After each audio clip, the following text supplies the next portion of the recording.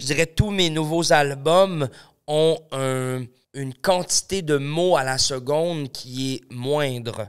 Donc, je dirais que ma vélocité dans les 5-6 dernières années a quand même ralenti un peu.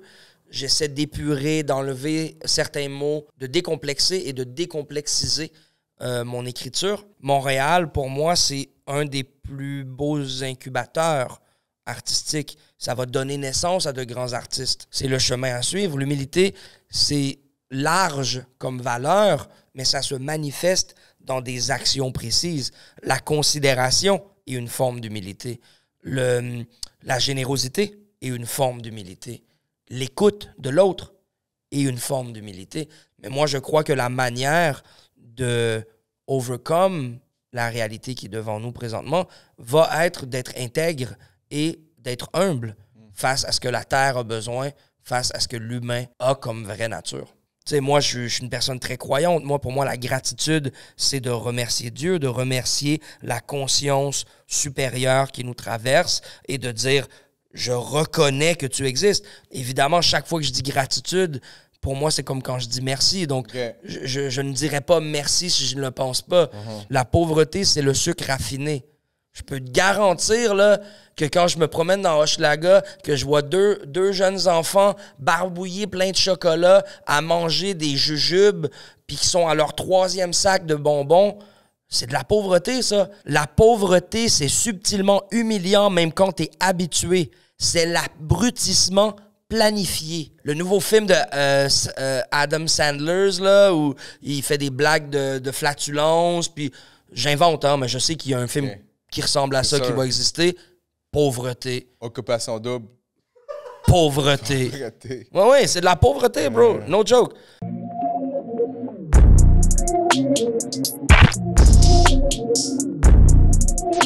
Yo, what up, guys? So, bienvenue encore au MTV Podcast, au studio de Black Box. Fait que là, on a reçu, première des choses, un gros shout-out à Alec en arrière de la console. Puis aussi, guys, si vous pensez que vous devez savoir plus d'intelligence, plein de trucs, regarde. Il s'est créé un podcast qui s'appelle Intelligence Infinie, man. Puis si tu veux apprendre des choses, si tu veux entendre 2 personnes qui ont des opinions différentes parler, allez écouter son podcast Intelligence Infinie. Allez l'appuyer, abonnez-vous, Spotify, YouTube, TikTok, Instagram, il est partout. Mais avant, abonnez-vous à ma chaîne. MTLVT sur YouTube, TikTok, Instagram, name it. On est partout, guys. Vous cherchez MTLVT sur Google. On est dans toutes les plateformes. So, guys, première des choses, je suis vraiment content. Quand j'ai commencé, je vais faire une petite intro. Là, j'ai jamais fait ça auparavant. On est rendu plus que 20 épisodes de fait. C'est-à-dire qu'on drop un épisode chaque semaine. Chaque semaine, des fois, on n'en drop pas parce qu'on drop une autre vidéo. Mais ça fait plus ou moins 20 épisodes de fait. Puis quand j'ai commencé mon podcast, MTLVT, j'avais invité justement l'invité que je vais recevoir aujourd'hui. Puis pour moi, je l'ai réinvité parce que aussi, il sort son album dans les jours qui suivent ou il est déjà sorti, dépendant quand ce podcast va être posté. Anyways, vous allez avoir en dessous de la description de la vidéo tout ce qu'il vous faut. Si le lien de l'album, tout va être là. So, guys, le premier épisode que j'ai, quand j'ai rec mon premier podcast, j'étais, bon, on va pas se cacher maintenant, on reçoit Monkey, guys. Monkey, let's go. Monkey, man, un artiste diversifié, man. Il fait du graph, il fait de la peinture, il fait de la musique, il fait du rap, il voyage. C'est un artiste, d'après moi, un artiste complet que j'ai tout le temps admiré, man. Ici au Québec, qui fait du rap keb. Puis c'est une chose que je voudrais en parler aujourd'hui dans mon podcast. Ben, je pense que je vais le dire après. Bref, pour revenir au sujet du premier épisode que j'ai fait, j'avais invité Monkey, man. Il m'a dit « Yo, let's go, on fait ça, guys. Yep. » Puis là, je le réinvite 20 épisodes après, man. C'est fou. Guys, ça fait que avec aujourd'hui, sur MTLVT au Black Box, Monkey is back. Go! Gratitude! Gratitude. Je pense que ça démontre que l'évolution qu'on a lieu, dans laquelle on fait partie, fonctionne de manière très cyclique. on va évoluer en cycle, on va recroiser les gens à différents moments de notre évolution personnelle. Et c'est fou parce que parfois, on évolue très rapidement. L'an passé, tu as fait la couverture du lancement d'un de mes albums. Et là, après 20 et plus épisodes, tu vas encore refaire la couverture de mon nouvel album. Exact. C'est vrai que je sors 28 albums C'est par vrai, année, c'est ça qui arrive. mais Ça c'est va. quand même incroyable de voir que dans le peu de temps qu'on se connaît, dans l'année qu'on se connaît, on a tous les deux continué à évoluer rapidement. Donc, Shout je out. lève mon verre à la croissance personnelle, à la croissance professionnelle et, Inch'Allah, à la croissance économique. Ah, mais oui, Aussi. c'est ça. Ça commence peu à peu. Ça commence. Tu sais, c'est du temps comme ça qu'un projet, quand un projet te tient à cœur, une business, en fait, un projet, que ce soit une entreprise, tu mets tout le temps. Tu sais, quand Oui. tu y crois au début, tu mets, man, tu vois même pas, tu travailles les heures qu'il faut, puis à un moment donné, man, c'est sûr, à un moment donné, ça vient. C'est comme, si tu fais ça pour l'argent, tu vas comme te tirer une balle dans le pied parce que, man, il n'y a pas d'argent, là. Il n'y a pas d'argent comme au début, je parle. tu sais. 100%. J'imagine avec toi, avec ta musique, tout ça, c'était la même chose au début, mais toi, tu as une grosse carrière musicale, là, puis pas juste musicale. Comme je disais tantôt, artiste de peintre, tu fais beaucoup de murales, beaucoup de murales à Montréal. Et partout à travers le monde. Et partout à travers le monde, c'est ça. Tu as visité combien de pays juste Là, je suis rendu à presque 30 pays. 30 je suis rendu pays. à 28 pays. Mais l'idée pour moi, c'est pas de collectionner la ça. plus grande quantité de pays en sautant d'hôtel à hôtel et de plage à plage. Pour moi, c'est vraiment de construire à long terme des relations artistiques, philosophiques et culturelles avec les petites ambassades créatives que je découvre, que je co-crée, que je cultive à travers mes voyages. Donc, je retourne aux mêmes endroits souvent. Tu vois, là, je suis rendu déjà à 19 tournées en France. ça, c'est fou. Je suis rendu à 22 tournées au Mexique. Je suis rendu à 9 tournées en Ouganda. Donc, je retourne aux mêmes endroits constamment. Et voilà. Donc, ça, c'est une chose qui me définit beaucoup aussi. Je suis un voyageur. Je crois que je suis une des personnes les plus nomades que je connaisse aussi dans ma pratique artistique. Et donc, voilà. Là, je viens de revenir, justement. Tout l'hiver, c'est ça. là, cette année, j'ai fait France, Mexique, Colombie, Portugal, Sénégal, Ouganda, Rwanda, Kenya, France. Et je suis revenu au Québec. Back à Québec. Let's go, Let's back à go. Montréal. Back à Montréal, ouais. Mais je veux dire, nos étés montréalais sont dans les plus beaux étés au monde parce que, et c'est aussi basé sur le fait que le plus creux l'hiver est, le plus célébratif l'été devient aussi. Ouais, c'est ça. Lorsque tu as des couchers de soleil incroyables, 365 jours par année, je veux dire, tous les jours sont les mêmes. Exact. Mais lorsque tu as des beaux couchers de soleil, 60 jours par année, Oui, t'en profites jusqu'à la wow. dernière goutte, là. Voilà. Donc, c'est pour ça que j'essaie de ne jamais rater mes L'été ici. printemps, été, automne au Québec. Puis on s'entend qu'à Montréal, l'été, là, c'est dope. Là. Incroyable. Je veux dire, des festivals partout, Ouais. la musique, je ne dirais pas de la musique, mais je veux dire des festivals, des shows, tout ce qui est. C'est ça que je trouve de Montréal, qui a tout le temps quelque chose à faire l'été. L'hiver, j'imagine aussi, là, mais pour les gens qui aiment l'hiver. Ça, c'est une chose que je voulais dire. Mais sinon, justement, toi, tu as visité beaucoup de pays. Première question que je vais te poser, la différence de créativité que tu peux voir, toi, comme personne artistique qui est allée à plusieurs pays puis qui a collaboré avec autant d'artistes différents dans plusieurs pays, c'est quoi la différence que tu vois des artistes de Montréal puis les artistes d'autres pays dans le sens de créativité? La différence de créativité que tu peux voir? Ben, je dirais, chaque endroit a quand même son filtre et son identité. Donc, la communauté artistique de Kampala en Ouganda est différente de ma communauté artistique à Paris en France, ou même de celle de Marseille ou de Monterrey dans le nord du Mexique, tu vois.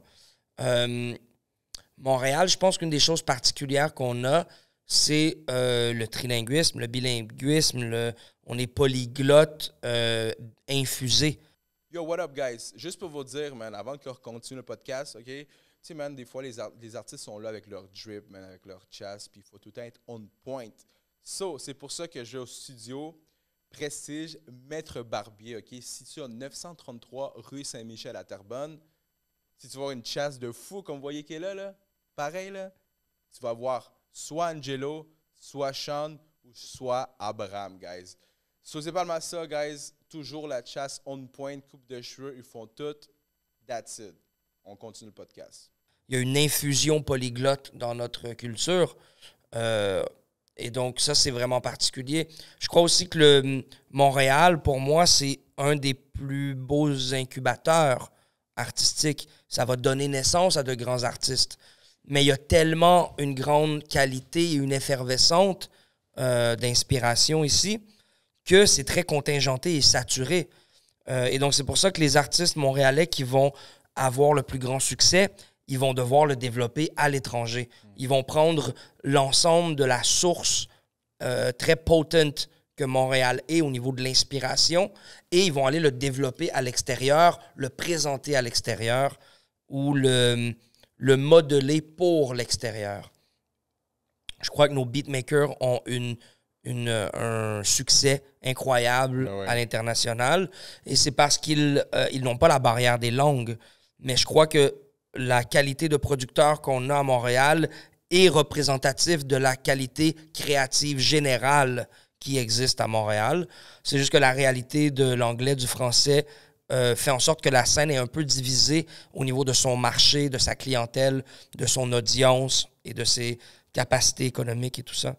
Mais moi, je dirais que c'est ça qui se passe avec Montréal. Montréal, c'est là où je viens pour être inspiré. C'est là où je viens pour challenger ma technique. Les rappeurs ont de hautes techniques ici. Les peintres sont très talentueux ici. Donc voilà. Fait que, donc, ce que j'ai compris, c'est qu'il y a beaucoup de talent. Ben, je veux dire, moi, j'ai fait beaucoup de podcasts avec des artistes ici, justement. La qualité est là. Ils sont créatifs. Les vidéos sont bonnes, des bonnes qualités. Fait qu'il faudrait que... Tu penses que Montréal est pas comme... Parce que tu as dit, exemple, qu'il y a des artistes qui se modent là, pour aller à l'extérieur. Est-ce que c'est-tu à cause qu'à Montréal, les gens sont pas encore... comment je pourrais dire ça? Sont encore en retard à comme recevoir... Non, pas nécessairement. Un peu peut-être. Il y a toujours l'idée... dont on préfère la culture de l'autre. Là, on n'est pas très fier de ce qui est local, mais souvent on devient fier de ce qui vient d'ici lorsque ce n'est plus que local. Tu vois? C'est comme le fait d'être approuvé à l'international qui vient valider le fait que tu sortes du lot, un peu. Il y a cette réalité-là. Mais en général, moi, je ne mettrais pas du tout la culpabilité sur le public non plus. Moi, je pense que c'est la réalité du fait qu'on est isolé. Tu sais, Montréal est son propre consommateur. Mais tu sais, si tu regardes, mettons, aux États-Unis, des villes comme Montréal, t'en as 25, tu vois, il y a comme... Et toutes ces 25 villes-là vont consommer sensiblement les mêmes artistes. Nous, les artistes montréalais, il y a presque que le Montréal qui les consomme. C'est vrai. Bon, il y a quelques Sénégalais qui, par hasard, sont venus... Il y avait de la famille, puis ils écoutent sans pression, tu sais, c'est possible. Mais de manière générale, notre marché n'est que local. Je veux dire, et c'est une réalité qui est dommage, mais on est une culture isolée. Et donc, notre audience est isolée et notre marché est isolé. Et donc, la manière de vraiment faire de l'argent, c'est lorsque Montréal va réussir à importer des finances de marché extérieur à lui-même, tu vois. Donc, de pouvoir commencer à être écouté en Belgique, être écouté en France, être écouté au Sénégal, ou même avoir des artistes qui franchissent la barrière des langues, des Manu Chao, tu vois. Manu Chao, partout à travers la planète, les gens l'écoutent.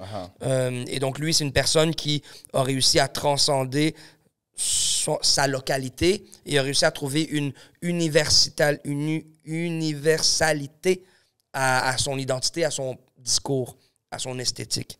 Donc, moi, je crois que pour qu'on apporte l'attention nécessaire à Montréal, c'est une forme d'unifier, une forme d'entraide, de corporation, de coopération pour take over le monde. Et quand je dis take over, ça ne veut pas dire être meilleur que les autres, mais ça veut dire être connu partout. Il faudrait que Montréal soit connu au Japon, à Tokyo et au Sénégal comme une des villes créatives les plus importantes au monde.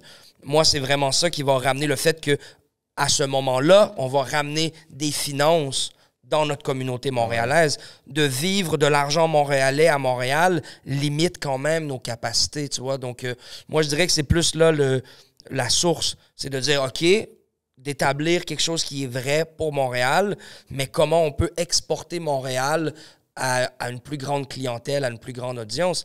C'est ce que beaucoup de rappeurs ont rêvé, ont essayé de faire, ont réussi à faire en faisant le pont vers Paris, vers la France, vers Marseille. La raison pourquoi on rêve tant de percer là-bas, c'est pas parce qu'on pense que les Français sont mieux que nous, c'est parce qu'on triple, on quadruple notre audience et notre marché. Et c'est vraiment plus un move...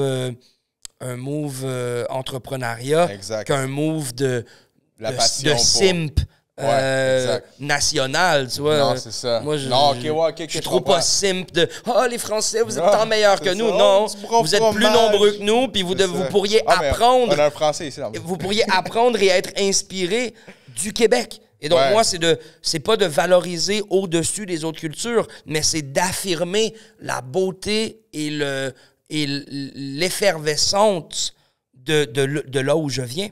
Et c'est ce que je fais à l'international. Partout où je vais, je crois que je suis un très bon ambassadeur de cette Montréalité-là. Je suis moi-même multiculturel, je rappe en 3 langues, je touche à différents médiums, je suis ouvert sur le monde, je suis considérant à l'autre. Je crois que ce sont tous...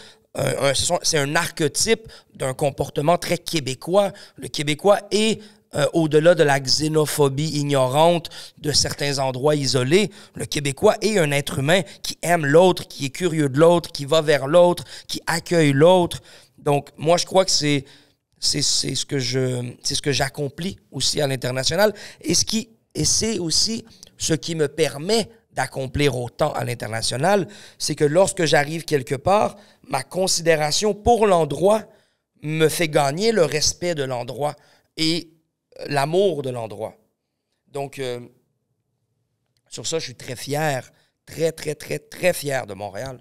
Exact. Je me permets de poser une petite question ici, ou plus un commentaire ou un partage pour offrir une direction dans votre conversation.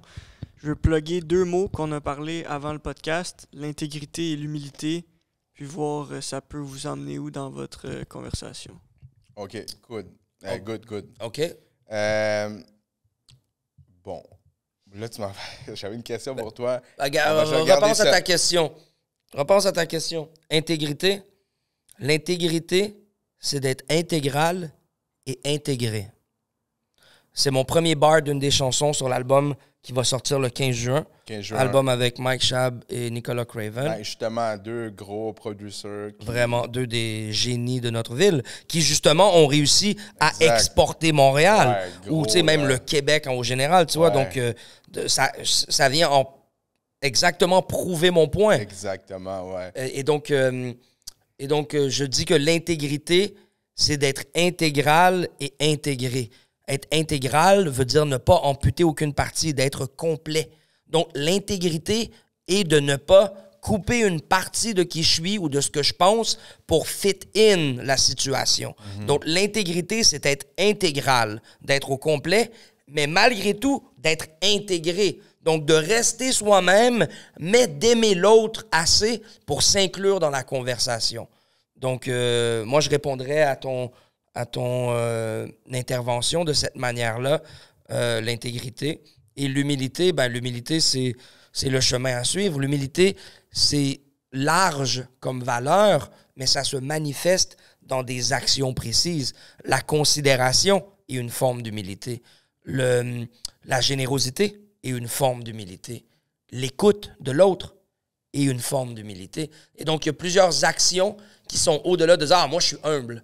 Ah, moi, je me vante pas, fait que je suis humble. » Non, bro. Ça fait 20 minutes que tu parles. Ça fait 3 heures que tu fais du freestyle. T'es drunk. Puis, il y a la jeune de 12 ans qui est là pour la première fois dans un cypher. Puis, depuis tantôt, on le voit qu'elle veut cypher. Ouais. Mais toi, tu manques trop d'humilité pour voir et considérer et écouter ce qui a lieu dans la place. Et là, je le parle de manière externe, mais j'ai été cette personne-là plusieurs fois et je le serai sûrement aussi dans les probabilités du monde. On n'est jamais assez considérant, on n'est jamais assez humble non plus. Donc, voilà, intégrité, humilité et toutes les magnifiques autres valeurs qu'il faudrait embrasser et qu'il faudra embrasser pour ne pas être éjecté de cette planète Terre qui est en pleine transition présentement. On va connaître l'époque avec le plus de migration de toute l'humanité. On va connaître l'époque avec les plus grandes famines de toute l'humanité. On va connaître les époques avec les plus grandes sécheresses, les plus grandes contaminations. C'est une époque folle qui s'annonce pour nous. Et je ne veux pas faire peur aux gens. Je veux dire, il n'y a rien qui est trop grand pour nous et on devra créativement s'adapter. Mais moi, je crois que la manière de overcome la réalité qui est devant nous présentement va être d'être intègre et d'être humble face à ce que la Terre a besoin, face à ce que l'humain a comme vraie nature. Très bien expliqué. Je pense que tu voulais dire quelque chose? Ben pour mettre un point peut-être sur ce sujet-là, cette parenthèse-là, l'importance de s'intégrer et d'intégrer l'autre avec nous en même temps. Je le vois comme ça. Donc, puis sur mon podcast, vu que tu as parlé de mon podcast au début, Byron. Plug ton podcast. Je plug mon podcast. C'est un podcast qui parle d'intelligence principalement, mais la différence entre l'intelligence humaine et l'intelligence de la nature, tu as parlé de la Terre, Monkey. Il faut apprendre à communiquer humblement avec la nature, de pas ne pas la considérer. Donc, c'est ça, je vous laisse là-dessus. Humilité et... J'oublie l'autre mot. Intégrité. C'est ça, moi, je pense que c'est deux mots. Puis juste pour revenir justement, pour un peu conclure ce segment-là, moi, il y a beaucoup de gens que j'entends. Même toi, tu le dis souvent, gratitude. Mon partner, mon tech, qui est aussi dans le podcast, puis on se parle souvent. Gratitude. Moi, en tant que personne, comment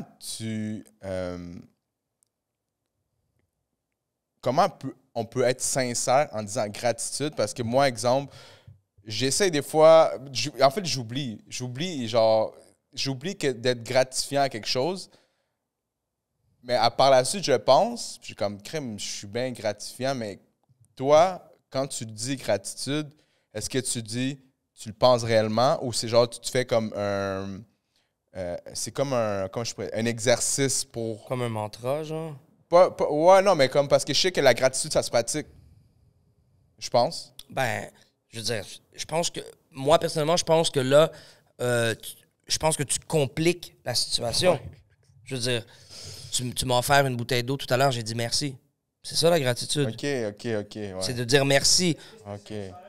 Et donc, oui, évidemment, tous les mots que j'utilise vont être sincères. Tous les mots que je vais utiliser vont provenir d'une intention. J'ai regardé trop loin à la gratitude. Mais tu sais, il y a la gratitude complète de juste être reconnaissant, tu vois, de dire merci à la vie en général. Et je pense qu'on est très ingrat, qui est l'inverse de la gratitude. Et donc, on est très ingrat. On ne considère pas tout ce qui est déroulé autour de nous pour qu'on puisse exister présentement.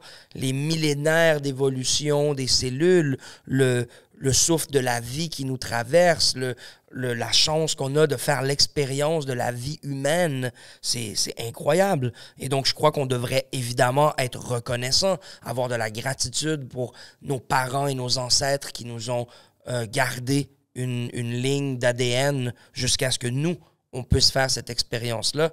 Tu sais, moi, je suis une personne très croyante. Moi, pour moi, la gratitude, c'est de remercier Dieu, de remercier la conscience supérieure qui nous traverse et de dire « je reconnais que tu existes ». Tout à l'heure, on disait hey, de ne pas reconnaître qu'il y a quelqu'un d'autre qui voulait rapper dans le cypher.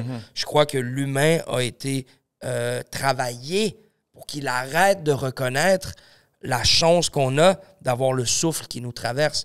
Donc oui, il y a une manière d'aller vraiment deep et profond dans l'idée de la gratitude, mais évidemment, chaque fois que je dis gratitude, pour moi, c'est comme quand je dis merci. Donc, je ne dirais pas merci si je ne le pense pas. Peut-être à quelqu'un, ça m'est arrivé une fois ou deux de dire « Ouais, merci, là. Ouais, mon hostie, merci. » Tu sais, puis que là, c'était du sarcasme. Mais 99,9% du temps, les mots que j'utilise veulent dire ce que le mot a été créé pour signifier et transmettre dans l'échange. Ça répond à ma question. C'est une question que je me pose tout le temps. Bon, là, on a parlé de gratitude, on a parlé d'humilité, on a parlé d'intégrité. Là, on va parler un peu plus, justement, moi, en fait, la dernière fois que je t'ai resté en podcast, ça avait sorti L'Effet Papillon. Ouais. L'Effet Papillon. Ouais. On a parlé de tout ça, justement, d'album et tout ça. Là, t'as sorti un nouvel album. Non. Ah oui, c'est vrai, oui. T'as raison. Ouais, t'as sorti un nouvel album, right? Exactement. J'ai sorti un nouvel album qui s'appelle De charbon à diamant. Charbon à diamant. Qui est une perle, honnêtement, qui est vraiment... C'est mon premier album drumless. Je sais pas si tous les auditeurs savent ce qu'est le drumless, mais le drumless, c'est tout le savoir et la tradition de l'échantillonnage sur les vinyles qui vient de la culture hip-hop des 80s et des 90s. Mais c'est de ne pas rajouter des layers de percussion et de basse sur la boucle qui a été trouvée. Et donc on dit drumless, mais parfois il y a quand même des drums dans la musique. C'est les drums qu'il y avait dans le loop musical. Mais de manière générale, ça s'appelle drumless. Et c'est mon premier album drumless. Et c'est comme des albums presque sous-produits. C'est pas sous-produit, mais c'est vraiment minimaliste et c'est vraiment une question de bon goût. Tu sais, comment tu vas réussir à trouver la boucle parfaite. Et donc, ça laisse beaucoup, beaucoup, beaucoup, beaucoup d'espace au lyricisme et à la poésie. Et donc, pour moi, qui est un poète et un lyriciste, c'est de me mettre en valeur, de surf sur des rythmiques et des boucles soulful, mais quand même subtiles dans l'espace qu'ils prennent musicalement. Donc, je suis très, très, très honoré de cet album-là. Je suis très fier. Je suis très heureux même que les tendances de l'industrie et du mainstream nous permettent un retour à la substance poétique du rap, des métaphores, des punchlines, des assonances, de la technique, des flows. Je veux dire, moi, c'est ça qui m'a rendu amoureux de cette culture-là. C'est toute la sagesse alternative qui était préservée et communiquée à travers les raps de mes visionnaires favoris. Puis, qui était produit par Mike Shab. En fait, il y a 11 chansons. OK. Elles sont toutes produites par Mike Shab, sauf une qui est produite par Nicolas Craven. OK, yeah, c'est ça. Ça, je me suis dit. Je pensais que... Et donc, pour moi, c'est un honneur. Tu sais, pour moi, ces gars-là, pour moi, je les vois évoluer. Et avant même qu'ils soient au niveau qu'ils sont présentement, je le savais déjà qu'ils allaient être à ce niveau-là. Parce qu'ils sont vraiment différents. Là, et je le sais qu'ils vont être plus loin que ça. Ben oui. Là, les gens les voient à ce niveau-là, mais moi, je les célèbre déjà comme dans la compréhension de tout ce qui s'en vient pour eux. Ce sont de nos légendes déjà. Là. Puis c'est comme tu disais, justement, pour revenir à ce que tu as dit au début, qu'il faut sortir d'ici, de Montréal, aller à Paris pour voir. Parce que maintenant, là, comme eux autres, c'est des légendes. Pas, comme on peut dire, c'est des légendes comme, tout le monde comme... Ils sont en train de créer un parcours légendaire. Exactement. Et leur legs va faire de eux des légendes. Moi, personnellement, je dis qu'ils sont des légendes parce que je sais déjà qu'ils sont en train de créer le parcours qui les rend légendaires, tu vois. Exactement. Donc, moi, j'ai pas de problème à déclarer au présent ce que je vois du futur déjà, tu vois. Et donc, et eux, c'est pas que Paris, hein. Eux, ils ont un pied à terre à Paris, un pied à New York, un pied à Chicago, un pied à Détroit, un pied à Montréal, un pied à Gatineau, un pied... Et donc, je pense que ça, c'est inévitable si tu veux être artiste. Je pense qu'ils représentent deux choses qui, pour moi, sont très importantes pour un artiste. Ils ont une identité claire. Ils ont donc un branding, un son qui est à eux. Et ils ont le grind et le travail, le hustle de s'émanciper à l'international. Ouais, c'est ça que justement, ça fait penser à des. Ça me fait penser à je pourrais dire des stratégies. Ça peut être aussi même impliqué pour des podcasts. Tu sais, ah oui, j'invite des artistes locaux montréalais, j'ai invité un artiste local de Toronto. 100%. Fait que, ouais, 100%, c'est des bonnes idées, mais oui, bien sûr. Exact. Bien bon, sûr. on va couper ça pour que les gens ne se poignent pas. C'est vrai. Non, mais. Ouais, mais je pense que tu le fais déjà. Ouais. Sauf que toi, au lieu de le faire dans des villes différentes, tu prends des communautés différentes. Ouais, c'est ça. Tu vas prendre des artistes latinos, des artistes keb, des artistes anglophones, des gens de la peinture, des gens du cinéma, des gens de la musique, des gens de la danse. Donc, tu fais déjà cette compréhension-là de dire tu dois avoir une identité propre, mais cette identité propre doit aller côtoyer plein de styles de gens différents. Ouais, mais c'est ça que c'est pas mal ça mon but là, de Montréal, MTLVT, Montréal, créativité. Ça englobe pas mal ça, mais oui, t'as raison. C'est vrai que j'invite pas mal. Mes invités sont diversifiés. 100%. Que ce soit la musique anglaise, après ça, la musique. Justement, on a reçu ici Mackie Lavender. Qui nous a raconté l'histoire. Champion. C'est drôle, man, c'est drôle, justement. Puis ici, justement. Attends, je pense que je crois que je l'ai jamais croisé au Canada. Non, c'est ça qu'il me dit. Jamais. On c'est connaît au Sénégal. Non, mais même depuis. On s'est pas revus depuis. Non, ça, donc, moi, je l'ai vu une seule fois dans ma vie et c'était au Sénégal. C'est drôle. C'est ça, de nous conter l'histoire et tout ça. On a même fait un clip de ça. Mais ça, c'est un peu une réalité que moi, je vis maintenant. C'est un privilège d'avoir investi 26 ans, 25 ans sur la route à voyager. C'est des centaines de milliers de dollars. Je sais pas si les gens réalisent, là, mais c'est un choix personnel que j'ai fait d'investir dans cette partie-là de ma vie. Mais avec le temps, mon investissement énergétique, créatif et économique fait en sorte que je suis chez moi à plein d'endroits. Et donc, maintenant, je deviens l'hôte dans plusieurs villes du monde. J'ai été hôte en Ouganda. Des amis rwandais venaient. J'étais leur hôte en Ouganda. C'est fou, ça. Au Rwanda, un ami du Cameroun qui vient, je suis son hôte. Je réfère des gens pour faire des concerts à travers le monde. Je monte des tournées pour des artistes, des amis à moi, dans des pays différents. Là. Un graffeur du Kenya, j'ai réussi à le faire tourner au Mexique. Il faisait partie d'une game de foot, il faisait partie d'une ligue de football. Il avait peint pour le magazine Rolling Stone, pour les chaussures Converse.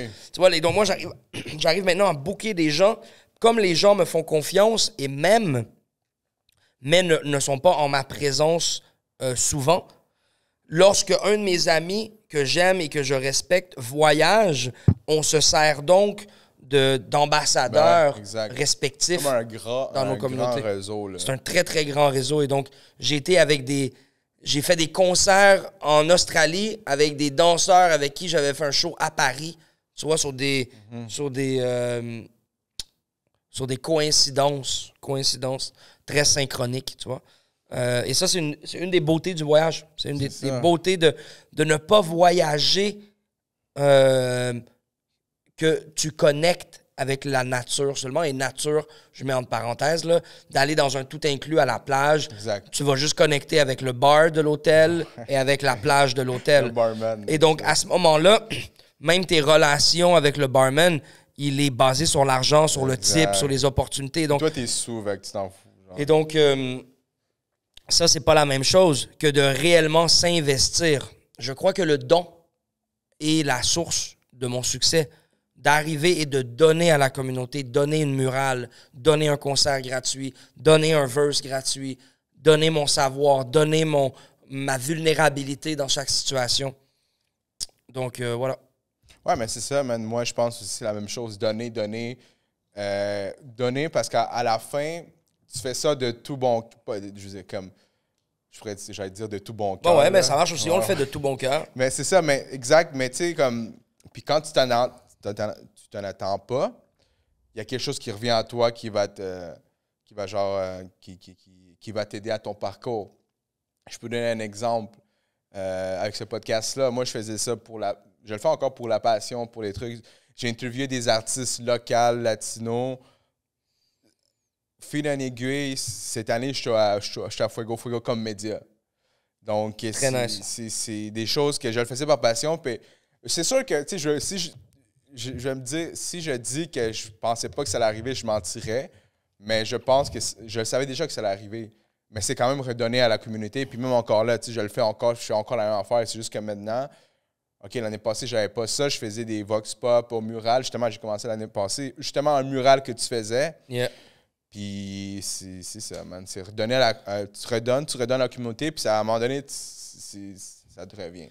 Ben ça, je pense que c'est expliqué dans plusieurs spiritualités à travers le monde. La loi de l'attraction, ouais, c'est ça. la loi de la balance. Donc, évidemment, ce que tu donnes doit être remboursé. Ouais. L'univers te rembourse. C'est pas la même main dans laquelle tu déposes qui va recevoir nécessairement, mais il y a un balancier qui va avoir lieu au niveau de l'énergie. Et moi, c'est comme ça que j'ai choisi de vivre ma vie. Ça me rend heureux, hein? Même si, je veux dire, je pense que c'est une des bases de la gratitude, c'est de savoir que on sera toujours, en quelque sorte, endetté à la vie. On va toujours recevoir plus que l'on donne. C'est faux de dire « Ah, moi, je donne plus ». Non, man, la vie te donne plus. Les arbres qui filtrent ton CO2, l'eau qui lave tes vêtements, l'esprit qui te traverse, qui te permet de peindre une nouvelle peinture, les enfants qui naissent, les cœurs qui battent. Je veux dire, on sera jamais... on n'aura jamais remboursé. Et je dis pas ça pour que, on est endetté, c'est lourd le fardeau. Non. C'est pour être reconnaissant qu'on est choyé, là.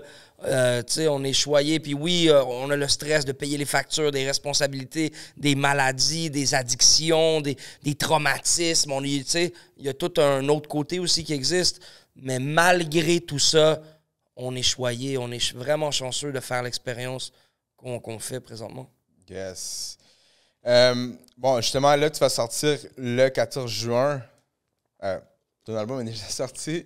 Bref, mon album est sorti le 15 juin. Anyways, guys, allez voir ici, en bas d'inscription, on met le lien. Allez streamer ça. Vous savez déjà, 90% de l'album est produit par Mike Shab. Il y a un 10% par... Il y a plein de featuring. De charbon à diamant. C'est l'idée alchimique. Le charbon ne devient jamais du diamant. Je sais que ça paraît beau, là, mais non. C'est pas du charbon qui devient du diamant. De charbon à diamant, c'est un président américain qui a dit ça dans un de ses discours d'élection et la planète au complet s'est mise à croire que ça faisait du sens. Moi, je croyais avant que tu me dises Oui, mais ça. non. De charbon à diamant, on a toujours cru ça, mais non. C'est parce que le diamant est fait de carbone. C'est ça. Mais c'est du carbone minéral, c'est pas du carbone végétal. Le carbone que nous, on utilise, le charbon qu'on utilise pour faire du barbecue, tout ça, c'est du carbone végétal. Tu peux pas prendre du carbone végétal puis en faire devenir un diamant. Et c'est pour ça que ça devient intéressant, mon album. C'est que j'ai utilisé un proverbe que les gens connaissent, que moi, je le sais qui est faux, mais malgré tout, je le proclame dans toute sa vérité de dire non, non, non, les miracles, ça existe. Ah ouais, vous, scientifiquement, vous pouvez pas croire que c'est comme l'alchimie, du plomb en or, bro. Je sais que ça se peut pas, mais oui, ça se peut. Je sais que ça se peut pas, mais ça se peut. Si t'as un esprit assez fort pour que l'effet placebo soit auto-programmé, tu peux toi-même programmer ce que tu deviens. Donc, pourquoi pas? Les limites de ce que je crois vont devenir la boîte dans laquelle je vais devoir sculpter qui je suis. Le moins que j'ai de barrières à la boîte mentale, le plus que je vais être libre d'accomplir des choses qui n'auront jamais été faites avant moi.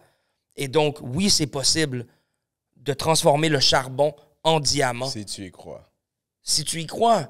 Et si tu observes assez, si tu arrives à comprendre qu'on est des êtres multidimensionnels et qu'on existe de multiples manières.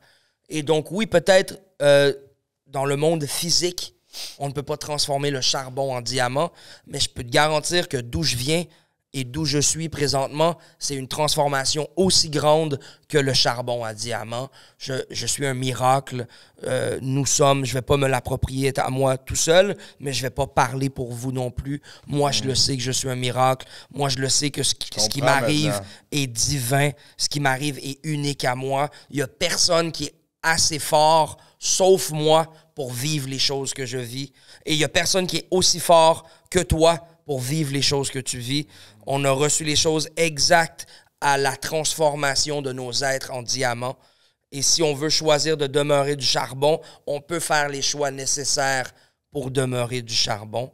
Mais regardez le bling-bling naturel que les jolis diamants sont en train de devenir autour de vous. C'est ça le charisme. C'est ça les accomplissements professionnels. C'est ça l'inspiration. C'est le fait d'avoir un privilège spirituel avec l'univers et l'univers choisit de te choisir toi pour être le diamant parfaitement sculpté que tu dois être. C'est ça. Chaque fois, chaque mot, il y a toujours, il faut que tu fasses ta recherche comme Monkey l'a dit, man.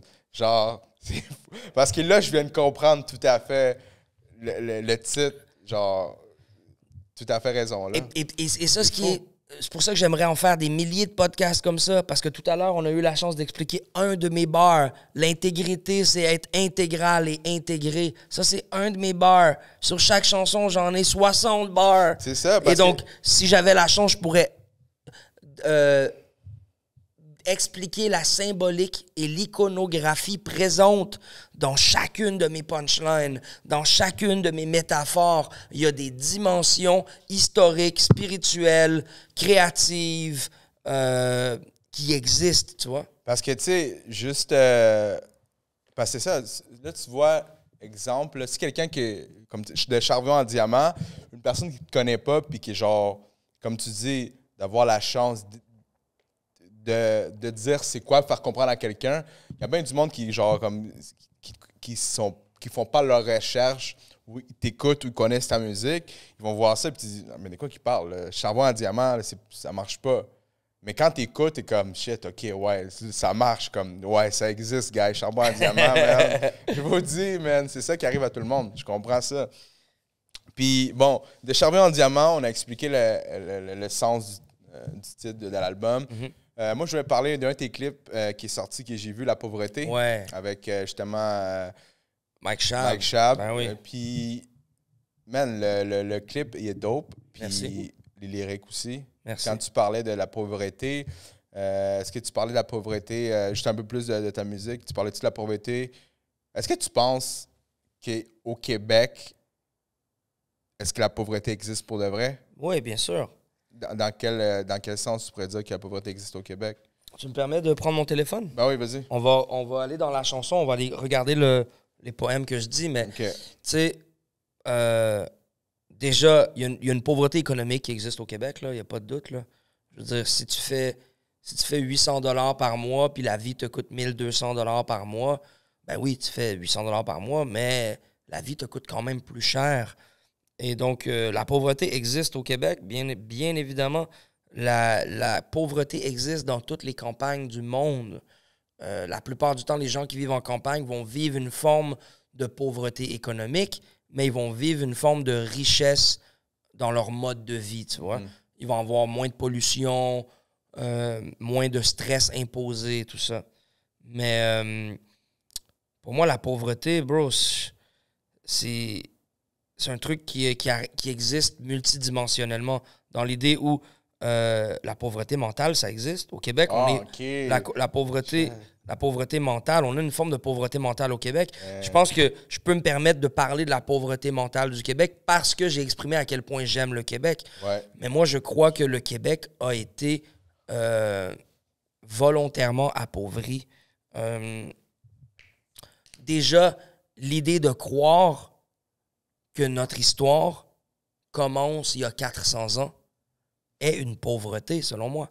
Et donc, de s'identifier à une culture qui a que 400 ans fait de moi quelqu'un un peu pauvre.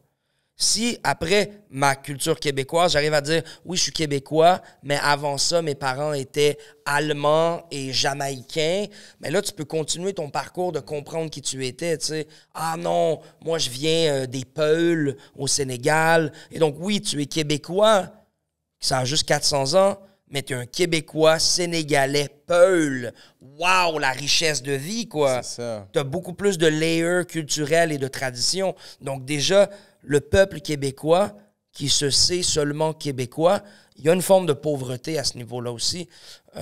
Et c'est une pauvreté qui est similaire. Hein?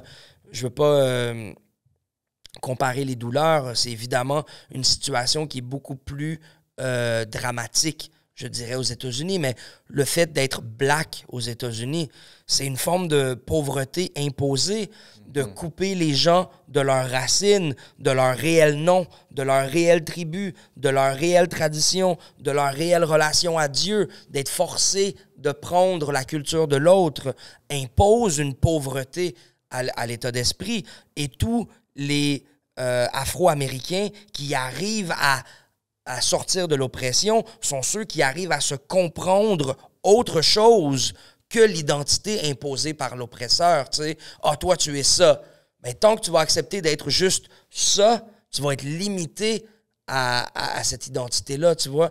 Et donc, moi, je crois qu'il y a une pauvreté au Québec qui est similaire. C'est une pauvreté identitaire dans l'idée où on a été coupé de... Certains d'entre nous ont été coupés de nos réelles racines qui sont au-delà de 400 ans, 500 ans. On était quoi il y a 1000 ans? On était quoi il y a 10 000 ans? Et donc oui, le Québec est pauvre. Je crois que l'humain en général est pauvre. Tu vois, dans la chanson La pauvreté, je dis « La pauvreté, c'est le sucre raffiné ».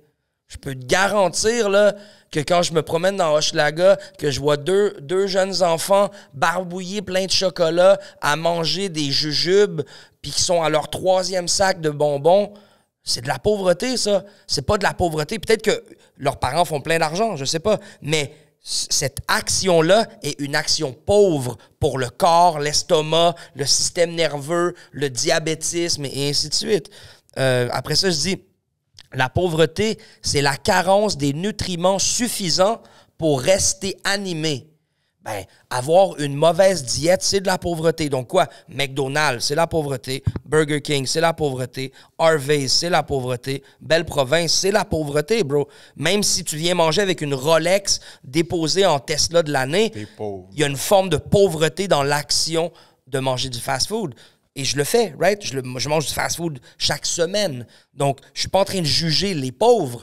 Je me sais, moi aussi, un prince, un diamant qui vit encore dans la poussière. Je suis encore coincé dans des comportements pauvres. La pauvreté, c'est subtilement humiliant même quand tu es habitué. C'est l'abrutissement planifié. Donc, pauvreté, c'est quoi? TVA. Pauvreté. Exact, les médias. TQS, pauvreté. Je sais pas, Malibu, pauvreté. Le nouveau film de Adam Sandler, là, où il fait des blagues de flatulence, puis j'invente, hein, mais je sais qu'il y a un film qui ressemble à ça qui va exister. Pauvreté. Occupation double. Pauvreté. Ouais, c'est de la pauvreté, bro. No joke. Je suis pas en train de juger les gens qui ont participé et tout ça, mais intellectuellement et culturellement, c'est des consommations très pauvres que l'on fait. Là. Justement, on a eu une conversation. Le podcast prend un break, pauvreté. Ça, je sais pas, je peux pas en parler. Ça, c'est Alec qui a dit ça. OK. Ça, je peux pas en parler, mais... C'est une petite blague, avec plein d'amour dans la blague. La pauvreté, c'est l'individualisme, l'abus dans lequel l'individu gravite. Les résidus de l'assiette, les résidents de la ville, les hérésies, les résilients. Et donc, la pauvreté, presque toujours, les gens qui sont amoureux de la culture, tu l'as dit tout à l'heure. Ah, on fait ça parce qu'on aime la communauté, on aime la culture, on aime l'échange des autres. Ben oui, ça, c'est riche. C'est fou parce que ça nous garde pauvres économiquement. Mais c'est d'une richesse. Moi, c'est ma plus grande richesse. J'ai écrit un autre texte qui pourrait très bien être annexe avec celui-ci, et c'est Cash Down. J'ai fait un vidéoclip à l'époque, un de mes singles qui a bien marché. Et Cash Down, c'était un peu ça aussi. Je parlais où ma richesse la plus grande était le réseau de gens qui croient en moi. Ça, c'est vrai, là. Est-ce qu'on prend un autre bars ou deux? Ou, Ah oui, vas-y. OK, check. La pauvreté, c'est vouloir prouver qu'on est riche. Mais en vrai, on ne fait rien devant le destin, on hésite. La pauvreté, c'est quoi? C'est la paresse. Exact. La pauvreté, c'est quoi? La procrastination. Et je dis pas que les gens qui sont pauvres, ils sont pauvres parce qu'ils ont procrastiné. C'est pas ça que je suis en train de dire. Je suis en train de dire que l'action de procrastiner est une mentalité pauvre. C'est pas un truc qui va permettre d'enrichir tes connaissances, ta personne ou ton parcours sur Terre. La pauvreté, c'est du ciment partout. Donc, comme je disais tout à l'heure, vivre en campagne, tu vas être pauvre parce que tes poivrons puis tes oignons sont achetés au plus bas prix possible. Mais tu vas être riche parce que tu connais les différentes espèces d'oiseaux qui chantonnent. Tu te lèves le matin, il n'y a pas les trucks, les camions qui passent près de chez toi. Tu respires de l'air pur. Du stationnement. Et ainsi de suite. Et donc, la pauvreté, pour moi, c'était ça. C'était de sortir de l'idée bling-bling, je fais du cash. Faire un vidéoclip bling-bling, je fais du cash. Et majoritairement, un concept très pauvre. En plus, je voulais te parler de ça parce que c'est ça, le vidéoclip, justement, ça cherchait le mot contradictoire. Tu parles de la pauvreté, mais là, tu as expliqué encore plus deep c'est quoi pour toi dans tes chansons de pauvreté. Mais en même temps, pauvreté, puis tu as des chars de luxe, puis shout-out à Jim Cam. Parce que justement, il est passé au podcast, pas ici, mais au Yellow Seed Podcast. Wow. C'est un très bon ami du fondateur ici. Beaucoup de respect à Jim. Puis justement, il y a le partner, il a fait justement récemment un photoshoot pour ses voitures et tout ça. Mais justement, pour revenir au fait que c'est contradictoire ce qu'il faisait, puis je pense que c'est en fait, la beauté. C'est la beauté des juste vidéos. pour repréciser, Ouais, vas-y. on a enlevé les shots de Lamborghini du vidéo La Pauvreté. Oh, damn. Mais on a refait un shoot pour le vidéo de Charbon à Diamant avec Saint-Sucré. OK. Et donc, le vidéo avec Saint-Sucré de Charbon à Diamant est sorti il y a quelques jours. OK. Charbon et Diamant, Saint-Sucré et Monkey. Exactement. Et donc, là, tu vas voir la Lamborghini et tout ça. Mais pour moi, c'était encore une idée intéressante de dire je ne loue pas de voiture de luxe. J'ai des gens qui me trustent et qui me font confiance et qui m'aiment, des gens qui sont dans mon réseau. Et donc, moi, conceptuellement, c'était très important de dire de Charbon à Diamant. Je suis un petit patinet là, qui peignait à faire des graphes, plein de poussière en bas du pont là, à 16-17 ans, que les gens pensaient que j'allais rien devenir. Maintenant, j'ai des amis à moi qui s'achètent des Lamborghini puis qui les amènent à mes tournages. C'est ça. Et donc, pour moi, c'était en même temps qu'il y avait le côté contraste de dire, OK, on parle de la pauvreté, on parle de Charbon à Diamant, c'était aussi de dire ton réseau à toi. L'abondance. On a le droit à l'abondance. On est né pour l'abondance. Je crois que là où on fait erreur, c'est lorsqu'on gaspille. C'est lorsqu'on est glouton. C'est lorsqu'on est avare. C'est lorsqu'on refuse de partager, lorsqu'on est individualisme. Ça, c'est pas nice. Mais je crois qu'en tant que personne royale que l'on est, que personne unique que l'on est, on a le droit aux richesses de ce monde. On a le droit de vivre et de manger les nourritures remplies de nutriments, d'avoir du savoir, d'être entouré des artistes les plus explosifs qui existent, d'apprendre des nouvelles danses. Ça, c'est la richesse de voyager le monde. Je crois que c'est des choses qui devraient être permises pour tous. Tu deviens pauvre de la poche, mais tu t'enrichisses autrement. 100%. Mais ouais, pour rapper justement du sujet de ça, encore une fois, man, comme il faut t'entendre parler pauvreté. Comme moi, je t'ai posé une question, man, tu m'achètes. Moi, je suis comme, OK, ouais, le Québec est pauvre. Ouais, t'as une petite question ou non? OK. Ben justement, vas-y. Après, évidemment, l'idée, c'est que le Québec n'est pas pauvre comparé au Venezuela ou à la Mozambique. Mais là, on parle que économique. Exact. Moi, je ne vois pas la pauvreté qu'un phénomène économique. C'est un phénomène intellectuel, un phénomène social, un phénomène aussi que moi je crois, la pauvreté est un phénomène militaire. Une des manières d'opprimer et de réduire ton ennemi, c'est de le garder dans la pauvreté. Comme les médias le font. Comme les médias le font, comme tout le conflit racial qui existe aux États-Unis, de garder certaines démographies qui peuvent pas avoir autant accès à l'éducation ou qui peuvent pas avoir accès à certains privilèges de la vie de tous les jours. Mais voilà, moi je pense que l'idée est que la communication aide le mouvement des richesses de ce monde. La culture, l'être humain transporte de grandes richesses. Et moi, c'est là où j'ai choisi de puiser.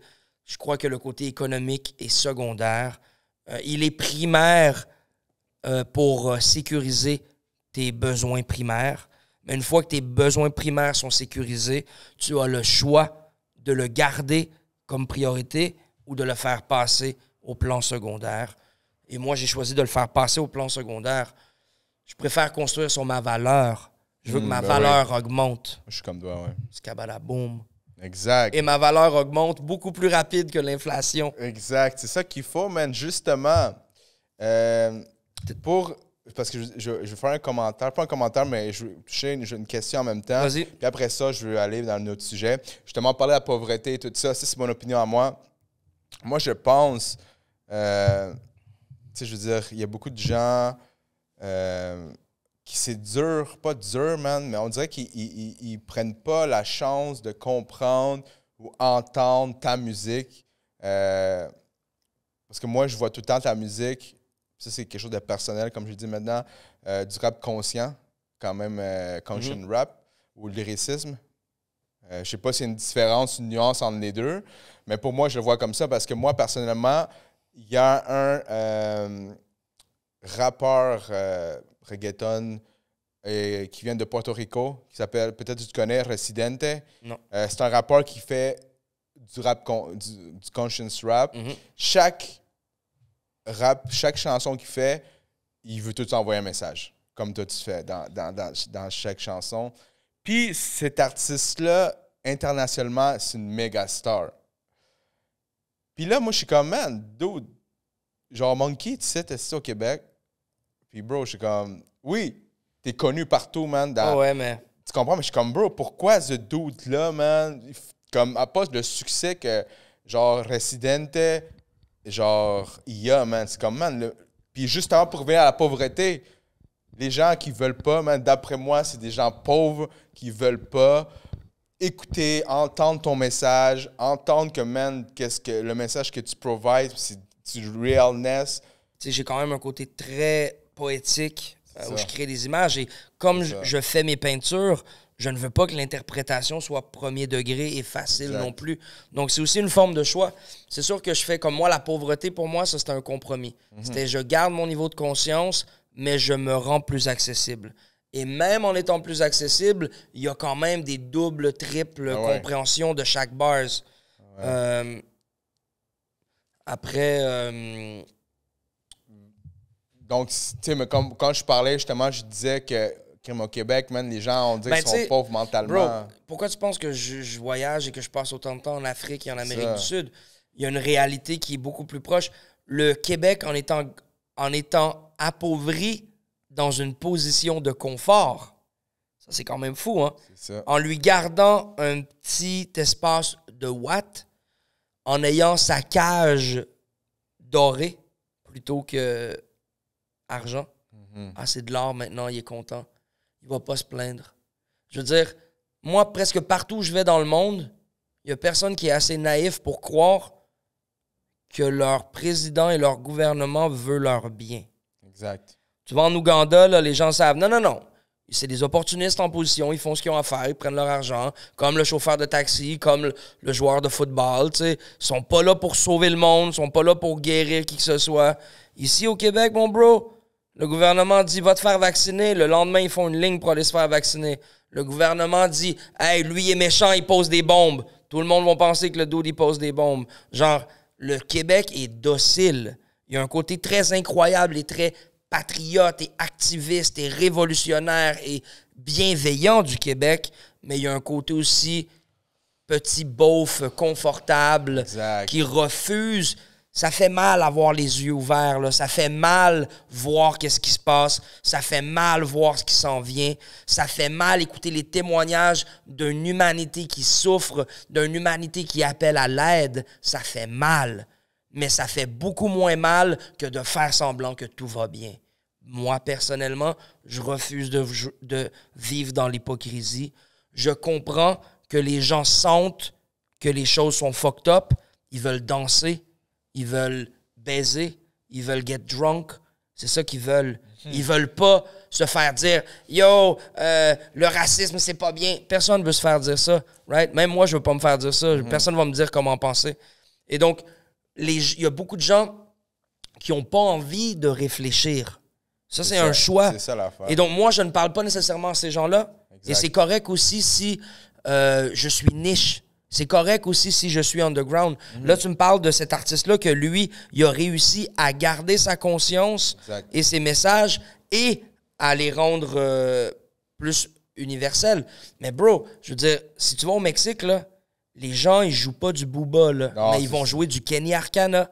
Au Mexique, ils comprennent pas les paroles, mais juste parce que son branding est révolutionnaire, son branding est comme ouvert sur le monde et ainsi de suite, ils vont jouer sa musique. Et donc, ça dépend de ton intérêt. Et en Occident, l'intérêt n'est clairement pas Dieu. L'intérêt n'est clairement pas la bienveillance. Non, on promouvoit la décadence, on promouvoit l'autodestruction, on promouvoit la paresse, la fraude, l'abus, on promouvoit c'est fou. Ben et donc, quelqu'un qui est comme moi, qui sacre peu, qui choisit d'être positif, c'est normal que j'ai un succès plus lent. Mais moi, je peux te garantir que mon succès sera plus grand que tous ces gens-là qui jouent le jeu des tendances Exact. et qui ont des idéologies sans racines, prêts à être effrités par le vent. Ben ouais. Petit à petit. Parce qu'à un moment donné... Et même si les gens écoutent que 3 de mes chansons, dans ces 3 chansons-là, ça va être assez pour qu'ils comprennent un peu ce que j'ai à présenter. Moi, je pense que j'ai exploré plusieurs esthétiques. Donc, j'ai posé ma musique. J'ai posé ma poésie sur plusieurs musiques. Et je pense qu'il y en a pour tous les goûts musicalement. Mais mon rap demeure du rap à substance. C'est un rap qui est dense. Exact. Et c'est une musique qui est parfois un peu intellectuelle et qui est très cérébrale parfois. Et chaque album a quand même une approche différente. Donc, tu vois, j'ai fait un album d'afrobeat qui s'appelle To Suffer With A Smile On. Et ça, je te dirais, tu vois, c'est 12 chansons, beaucoup de romances, de la relation homme-femme.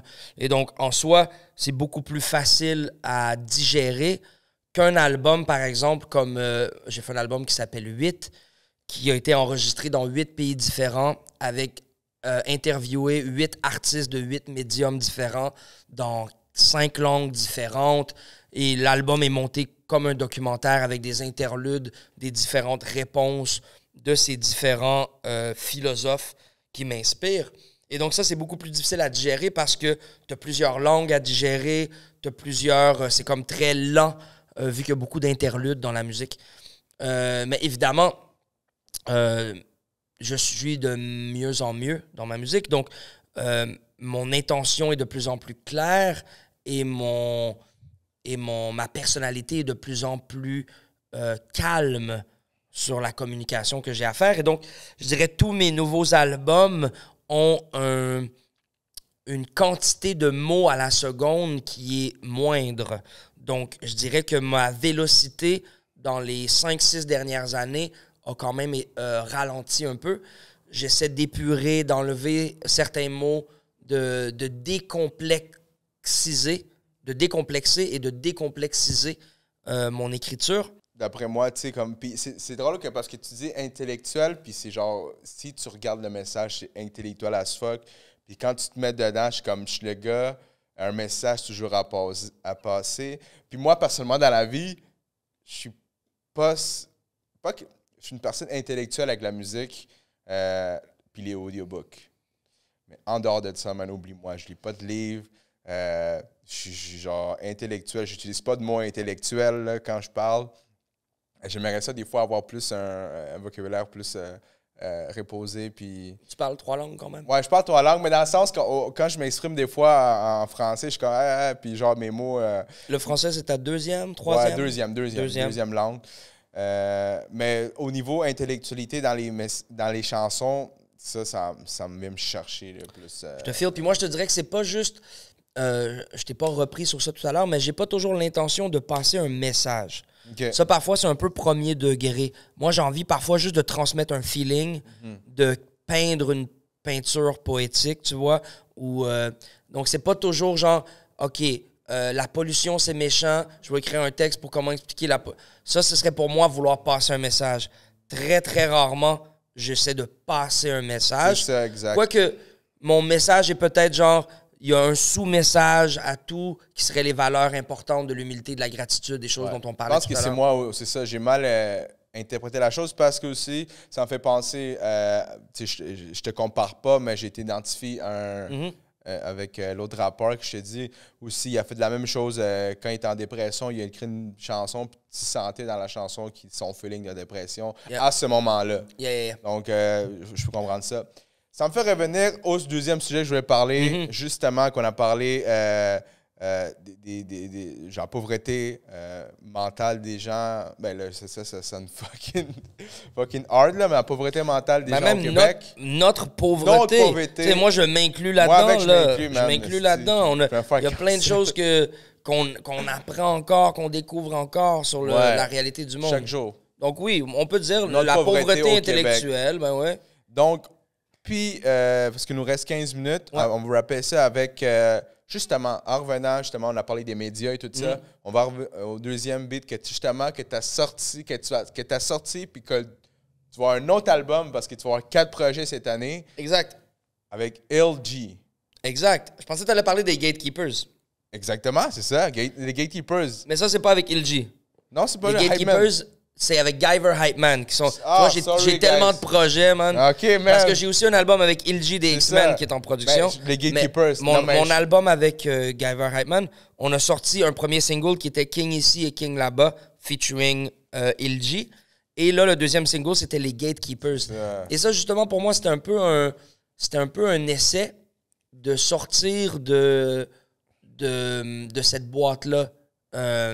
Les gens, ce qui les diversifie, ce qui est entertainant présentement, c'est la violence, c'est la négativité, c'est les gossips, c'est les beefs. C'est ça. Ouais. Et donc, moi, je me suis dit, comment je peux utiliser une technique moderne sans corrompre mon éthique à moi? Et depuis 15 ans, j'accumule des expériences questionnables avec différents niveaux médiatiques. Autant le mainstream que les médias plus underground, les médias spécifiques. Ouais, parce que là, tu parles de podcast. Là, mais je parle de podcast, mais je parle aussi de la disque, je parle de Québécois. Donc oui, il y a des gens qui ont compris mes punchs lorsque je faisais des punchs plus indirect, ou plus immédiat aux gens qui sont autour de moi. Parce que moi, je me permets de critiquer les journalistes qui m'entourent ou les gens qui se prétendent comme journalistes, mais qui ne font aucunement une job journalistique. Je veux dire, on est au monde du troll, on est au monde du... même d'insulter l'autre, de manquer de respect à l'autre, de mentir pour faire mousser des choses. Ben ouais. Créer la controverse pour avoir l'attention. Tout le temps. Et donc, c'est du clickbait et tout ce truc-là. Moi, ça a fait que ça a inondé le monde du journalisme. Et donc, il ne reste que très peu de journalisme réel, de gens qui posent les questions, de gens qui documentent notre culture. Et beaucoup de notre culture qui seraient censés documenter les choses plus underground, indépendante, grassroots, alternative, maintenant se sont tournés vers le mainstream et continuent à promouvoir la même décadence de La merde même bullshit. qu'on essaie de combattre, tu vois. Et donc, pour moi, eux aussi font partie Ben ouais. du problème, tu vois. Et donc, il y en a plein, et là. même s'il y a plein de gens qui c'est mes amis personnellement, mais professionnellement, je file pas. Tu vois, il y a des beatmakers que je connais que je file pas ces beats tant que ça, man. Mais c'est quand même mon ami. Ben c'est ouais. un incroyable humain, loyal, gentil. Mais dans les journalistes aussi, il y a des gens que je trouve qui sont sous des contrats douteux ou qui ont accepté d'amputer une partie de leur discours pour fit avec tel client. Ou, ça devient beaucoup d'infopub aussi. Il y a beaucoup de journalistes qui font de l'infopub. Là. Je te vends de l'espace médiatique. Ben oui. C'est Ça, souvent ça. Puis, tu sais, moi, je suis pas là pour juger, right? Ouais. Mais en même temps, j'ai eu une expérience et une émotion claire sur ça. Ouais. Et c'est une émotion qui est quand même universelle et qui est partagée. Mes amis français qui comprennent rien des podcasts, des médias et des mainstream canadiens, ils ont quand même le même feeling que moi. Même chose avec mes amis sénégalais. Lorsqu'ils ont entendu ça, ils ont dit « Ben oui, man, les gatekeepers, c'est la même partout, bro. » C'est des petites bandes mafieuses qui se serrent la main, qui se donnent que des privilèges entre eux, qui ferment la porte à tout ce qui n'est pas sous contrat avec eux. Et c'est une forme de censure. Lorsque le gouvernement donne des subventions qu'aux producteurs agréés, et pour devenir producteur agréé, il faut tel et tel parcours. Et ça fait en sorte que ceux qui n'ont pas accès aux producteurs agréés, naturellement, sont handicapés. Et donc, pour moi, c'est une forme de censure. Cette censure-là, qui existait de cette manière-là, maintenant devient l'algorithme. L'algorithme, s'il n'aime pas le mot souveraineté ou s'il n'aime pas le mot bazooka, ben boum! Toi, tu as beau vouloir faire une chanson sur peu importe. Ouais. Mais si et donc, ça limite le discours et la capacité de dire les choses. Et je pense que les artistes ont un devoir et une obligation de challenger le statu quo. C'est une chose qui est très importante.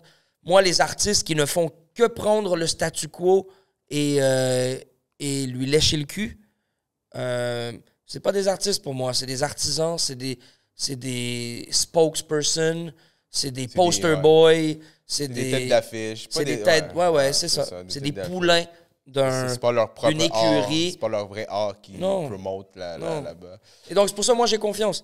Moi, j'ai confiance que le parcours que je fais là est basé sur des racines intemporelles et que j'ai pas une forme d'inquiétude sur la valeur de ce que je crée parce que je comprends la propre valeur de ce que je crée. Et que même si c'était que ma conversation avec moi et Dieu, ben ça vaudrait quand même la peine. Et c'est pour ça que je trouve ça triste lorsque certains artistes se disent que, bon, là, ils ont assez essayé, ils choisissent un autre mode de vie. Parce que non, si t'es un artiste dans l'âme, même en étant facteur, même en étant livreur pour UPS, même en étant mécanicien, même en étant avocat ou politicien, l'art t'est nécessaire à ton self-cleansing, à ton autothérapie. Et donc, moi, je continue et tant mieux. Gratitude pour ça. Gratitude si j'ai une niche. Même si elle est petite, j'ai une audience internationale. Je suis choyé. Il y a des gens qui n'arrivent pas à sortir de leur ghetto, qui n'arrivent pas à sortir de leur tour d'ivoire, qui n'arrivent pas à connecter avec l'autre. Moi, je magnétise les gens que j'ai besoin pour continuer mon développement. Tout comme vous, avec ce podcast-ci. Donc, I count my blessing. Yes, man. Puis c'est ça, nous autres, on est là pour appuyer la communauté, que ça soit latino, man, haïtienne, québécoise, n'importe quoi, là, je veux dire, comédien, que tu sois comédien, artiste, créateur, chanteur, tout, man. On est là pour ça. Toi, je sais qu'au début, man, tu m'aurais donné, genre, j'avais fait premier épisode, Monkey, man, légende ici dans le rap québécois, bro. Tu m'as dit, yo, let's go. On est là. 20 épisodes après, you're back, man, pour ta sortie de tes 2 albums. Anyways, guys, allez streamer De charbon à, diamant. Puis ça, en tout cas, pour tous ceux qui se perdent dans la quantité d'informations de ce que j'ai produit à l'époque, vous allez être ravis parce que c'est l'album avec lequel je propose une forme de minimalisme qui met en valeur mes plus grandes qualités. Donc, je suis très, très, très fier de ce projet-là. Let's go, guys. Vous savez déjà où nous suivre. Sinon, on peut te suivre où sur... Monk.e, ça s'écrit monk.e. Tu commences à écrire ça, M-O-N, puis je devrais déjà sortir dans tes recherches parce que je suis rendu là dans ma vie. Exact. Je suis rendu là. J'ai tellement travaillé que maintenant, quand on écrit Monk, c'est souvent moi qui sors. Dépendant de ton algorithme. Et donc, monk.e. Je suis majoritairement Instagram, un peu Facebook, beaucoup YouTube. Je te dirais, c'est là les deux endroits à se connecter. Connecte-toi à mon YouTube et connecte-toi à mon Instagram. Spotify? Oui, Spotify, bien évidemment. Of course. Va te connecter à mon Spotify, compte Apple Music, all of that good stuff. Va augmenter mon nombre de monthly listeners parce qu'apparemment, ça compte beaucoup pour les gens qui signent les chèques. Ah, c'est ça. Puis au-delà de tout ça, man, au-delà de tout ça, viens me voir en personne. Il n'y a rien qui vaut un concert, un vernissage, un lancement d'album parce que tu peux justement avoir les autres dimensions qui manquent lorsque je suis absent. Je peux t'expliquer mon œuvre, je peux te mettre en contexte mon œuvre et tu peux comprendre sans médiation la vibration qui me traverse. Let's go, guys. On est ensemble, la famille. Et si vous ne le catchez pas à Montréal et peut-être en Ouganda ou au Sénégal, vous savez déjà. Peace out, MTLVT Podcast. Merci tout le monde. Gratitude. Abonnez-vous à la chaîne YouTube. Abonnez-vous à Monkey. Peace out.